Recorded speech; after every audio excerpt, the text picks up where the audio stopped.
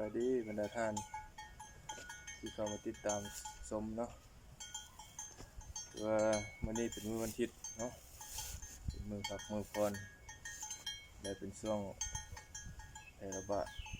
ของพยาธิโควิดแน่เนาะข้าพเจ้าก็ได้มาออกงานอนามัยสวน6 ลายเลยมาถือโอกาสมาอนามัยตัดหญ้าออกจากสวนเนาะสวนต้นไม้สวนผัก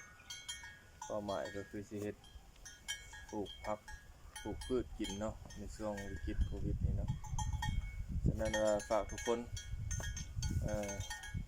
ในช่วงนี้เนาะเป็นช่วงที่แพร่ระบาดของพยาธิโควิดนี้ฝากทุกคนมีสติระวังตัว